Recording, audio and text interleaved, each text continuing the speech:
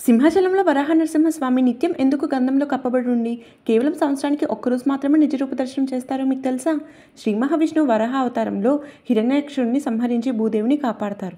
అందుకని హిరణ్యాక్షకుడు తమ్ముడైన హిరణ్యకశ్యపుడు విష్ణు పైన కక్ష తీర్చుకోవాలని అనుకుంటాడు. కానీ హిరణ్యకశ్యపుడి కొడుకైన ప్రహ్లాదుడు శ్రీ మహావిష్ణువుకి పరమభక్తుడు. తన మనసు మార్చడానికి ఎంత హింసించినా ఆ శ్రీ మహావిష్ణువు నామాన్ని వీడకపోవడంతో ఒక రాయికి కట్టి సముద్రంలో పడేస్తారు. మహావిష్ణువు కోపంతో నరసింహ అవతారాన్ని ఎత్తి హిరణ్యకశ్యపుడిని తన చేతి గోర్లతో చీల్చేస్తాడు.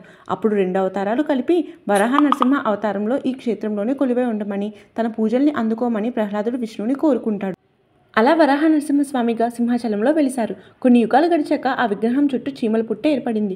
ఒకరోజు కురు చక్రవర్తికి స్వామి కలలోకి వచ్చి ఒక పుట్టలో ఉన్నాను అని చెప్పగా ఆ రాజు విగ్రహాన్ని ఆలయంలో ప్రతిష్ఠించారు. అప్పుడు ఆకాశవాణి పలుకుతూ స్వామి ఉగ్రరూపాన్ని శాంతింప చేయడానికి మట్టితో కప్పి ఉంచమని చెప్తుంది. స్వామివారిని మట్టిలో ఉంచడం ఇష్టం లేక చల్లగా ఉండే గంధాన్ని చుట్టూ పూశారు. ఇంతకీ మీలో ఎంతమంది ఈ స్వామివారి నిజరూప దర్శనం చేసుకున్నారు? అలాగే ఈ వీడియో కానీ మీకు నచ్చితే లైక్ చేసి షేర్ చేయండి. అలాగే ఛానల్ని సబ్స్క్రైబ్ చేసుకోవడం మర్చిపోకండి.